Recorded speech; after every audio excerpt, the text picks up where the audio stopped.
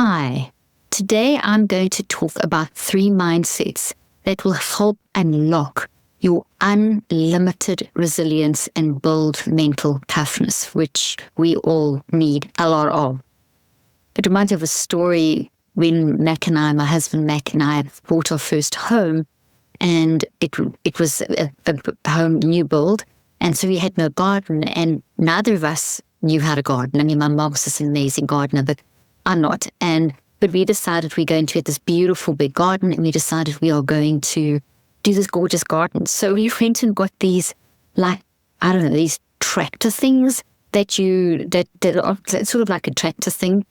I don't know what else to call it. And we climbed that and turned the soil and drove up and down doing that, and then turned in all this great stuff for the soil. We went to the nursery and got all the stuff and put that into the soil and did all these things. We spent like a few days doing this, and then went and got the grass and laid the grass, and then planted all these beautiful trees around them. I mean, we took this is like a project and a half, and I tell you the amount of preparation we did in that ground. Well, I tell you that garden grew. It was magnificent. It took some time to grow, but when we sold that house a few years, by the time we sold the house, which was a couple of, I think 4 or 5 years into having it, the trees were huge and beautiful, and the grass was amazing and green, and the flowers and everything we grew, because we had just prepared the ground so well. And then a few years later, we drove past, and the garden was exquisite. And that is the story that I want to use to talk about 3 mindsets that will help unlock our unlimited resilience. Because as we know, I always talk about thoughts being thoughts are real things. They're like trees in the brain. They're hedges in our body cells, and then they like clouds in the sky. So it's all this analogy of earth and sky and so on. And so when we prepare the ground, the garden, we are preparing for the future. So a mindset is something that is like we set the ground, we set the foundation of that beautiful garden, and prepared for all the things that we're going to grow out of it, and all the extra things, and that the people that bought our house thereafter, what they planted, we created like an insurance policy in the ground to grow beautiful plants. So when the storms came, and South Africa has storms and lightning, and there were a couple of floods in the area, that garden survived. It was resilient. It bounced back. And that's what I want to spend a lot of time from now on in different podcasts, helping you to build these insurance policies. And inside my Neurocycle app, there's going to be actual exercises and things. But today, I'm going to talk about 3 mindsets that you can plant in your garden that will help unlock your unlimited resilience. So if you haven't heard me talk about this before, resilience is part of our wired for love nature. And we have an unlimited supply of resilience. And resilience goes hand in hand with things like compassion and empathy and kindness. It's all part of our wired for love nature. We never run out of resilience. We never run out of compassion. We never run out of kindness. We just don't access it. So there's a lot of incorrect teaching out there that we are losing our resilience, or we're less resilient, or we're running, we've got compassion fatigue, or we've got empathy fatigue. Now, it's not that those are wrong. It's just that they're not explained correctly, because the implication is that then we have a limited amount. And if we think we have a limited amount, we're going to be conservative about how we sort of develop our resilience, or develop our compassion or kindness or empathy towards others and so on. There's so many great mindsets, but today I'm going to talk about 3. And the one is that I'm grateful, tilling that ground, is I need some time, how to say no, and I can handle what comes my way. So think then of a mindset is how you set your mind, how I set that garden, how my husband and I set that garden in our first home. It was actually called Badger Lodge, which is a beautiful name. And I'm going to tell you about these, and then I want you to practice them. I want you to get in my Neurocycle app. If you haven't already got into it, get the Neurocycle app downloaded. It is the science of how you rewire the mind-brain-body network, and therefore how you decide what you want to drive you. So whatever you want to drive you, you've got to wire that into your network. So it's not good enough just to say, I'm going to be resilient. I'm going to unlock my unlimited resilience. I'm going to get mentally tough. I'm going to make the right choices. Yes, say those. But just setting that as an intention will do nothing, because you've got to actually do something to make it happen. And there's a very distinct pathway that we need to go through in order to wire that into our networks. And that's what the neurocycle provides, a way of doing that. So you need to build the stuff that I teach you in these podcasts and in this NeuroLife into the neurocycle. So if you're already in the neurocycle app, this is an exercise that you can start applying in your life. Okay, so resilience is unlimited, and resilience incorporates, as I said, the wired for love nature. Basically, the wired for love nature is it, and it incorporates resilience, kindness, compassion, empathy, all these things that are pouring out of love, okay? And when we feel like we're running out, it's not that we've run out because we have unlimited supply, it's because we're not accessing it. And so these mindsets are therefore going to help us to access this resilience. Okay, so the first one, I need some time. When you say to someone, let's say that someone says something to you, or something happens at work, or something happens in a family relationship, or something happens, that trauma in your life, or it's a big thing. Maybe it's just you notice there's something happens, like an argument, or you get told to do something at work, or someone speaks in a really ugly way to you, or you have an argument with a spouse, or someone asks you to do something that's unrealistic and you want to react in a negative way. Saying, I need some time, is very important to calm down on neurophysiology, to calm down on networks, to help us to process so that we draw on the wisdom of the wired for love nature of our mind, and then in that way activate resilience. So when you say, I just need some time, you are telling the world that you are feeling overwhelmed, stressed, or in need of space to sort out your thoughts with their embedded memories and their attached emotions and perspectives. And if you're requesting patience and understanding as you navigate your thoughts or situation, doing this is not selfish. This is how you will become unselfish, how you will step into the uniqueness of who you are, your perfect you, wired for love nature. So it's important that people respect your need for space as much as you need to respect them. And you're entitled to ask for that space, because that's how you're going to unlock your resilience and say the right thing and do the right thing. Otherwise, you're just going to say the wrong thing and make the situation worse anyway, for maybe not for them, but for yourself, but probably for them as well. So it takes a bit of practice to do this, because we, especially if you're a people pleaser like me, like I've had to work on, well, not anymore. I don't say that anymore because I've worked very hard, but I can easily fall into those patterns, but I've worked very hard not to. Certain people I still people please around, and I have to really work at that. But asking for space has helped me to build that mental toughness to be able to stop doing that. So even the strongest people have to take a step back and reflect sometimes. All of us do.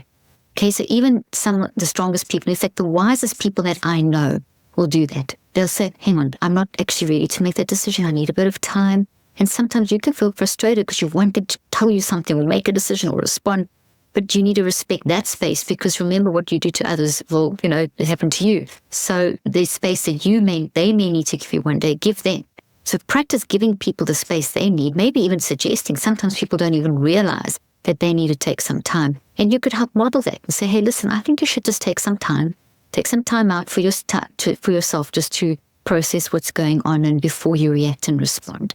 So time helps us develop emotional flexibility, so we can recognize our emotional warning signals, and we can be flexible to regulate those feelings, and then the feelings that go with the bodily sensations and the behaviors and the perspectives. Remember, they work together as a unit. So time helps us to develop signal flexibility, okay, the emotions, behaviors, perspectives, and bodily sensations, and to regulate them and to reduce the intensity. This is massive. So time helps us to reduce the intensity in a given situation, intensity inside of ourselves, and releases more of this unlimited resilience to resolve things, because resilience comes with that compassion, the kindness, the love, the wisdom, all those things.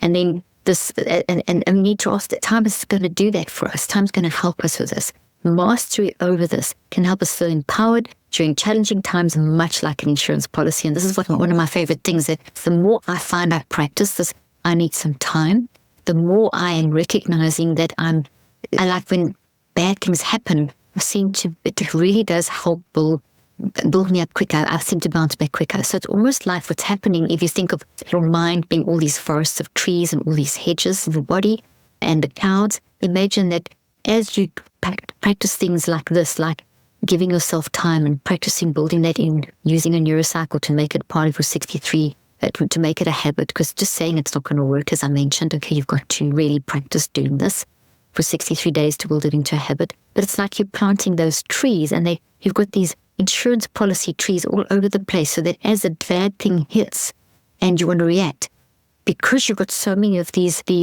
different things that build mental strongholds, like asking for time, saying no, the things, and 3 of them I'm talking about today, then those trees generate an energy that help you to calm down and access the wisdom and bounce back quicker. Without those trees, you're kind of flailing in the dark. And this is what's happening a lot of times with people that battle with mental health issues or get themselves stuck and go round and round and negative thinking and just get sucked into just thinking whatever you think about the most gross, but just getting stuck in that toxic bundle of trees. They're not getting, they don't have enough of this energy, this light, these healthy trees built around them. And that's what mental toughness is. Another one is so the first one is I need some time. The second one is to develop the mindset of I can handle what comes my way. You want to plant a lot of those trees and hedges, have a lot of those clouds in your mind.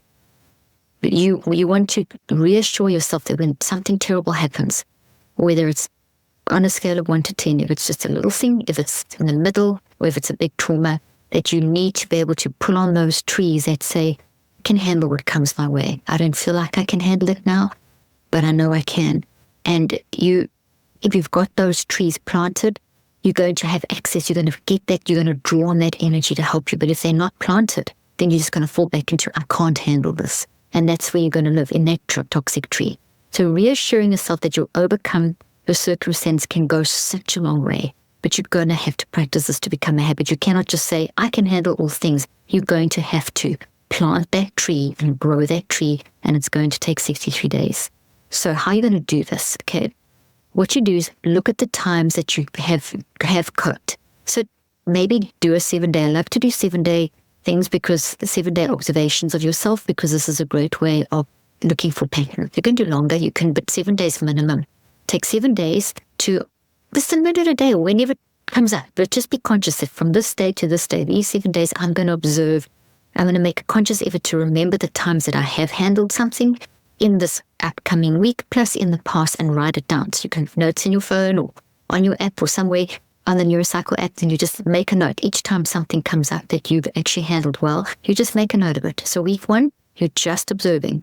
Then once you've done that, you're then going to start a Neurocycle where you start practicing building that innocent, growing those trees. So you could take, let's say that you take that list of those situations that you did handle, little ones, big ones, small ones, ugly ones, terrible ones, how you got through, and now take each of those and take one a day for 21 days.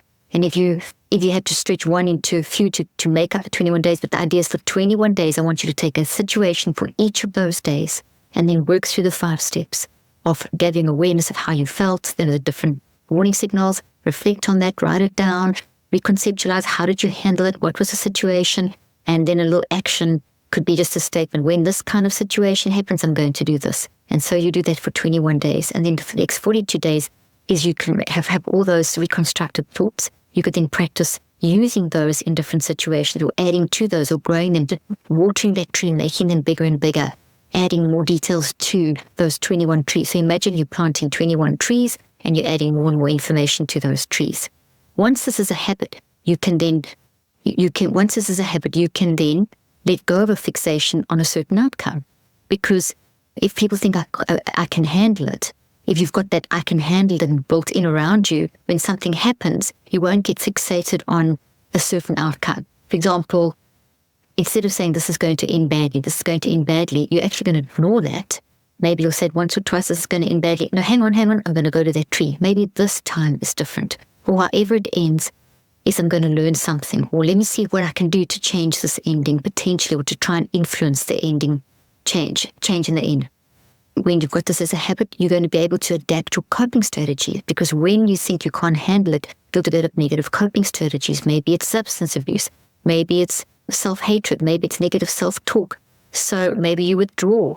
Maybe whatever. So you can you can think, oh gosh, okay, I can see a coping strategy. That's what I normally do when I think I can't handle something, but I can handle it. So what's my new coping strategy? Instead of withdrawing, I will actively engage, for example. Once you've got this as a habit, you can find different solutions and paths towards their goals. So something like last time that didn't work, what didn't work about it, and how can I improve this? So that's what those trees are doing. So this is what you'll do over the 21 days. So when you have that habit, this is how your thinking is going to shift. This is what this insurance policy mindset is going to do for you. Another one, when you've got this habit, then your thoughts and feelings might tell you to run away, but then you will say, no, I'm going to face this. I'm going to be able to cope with this.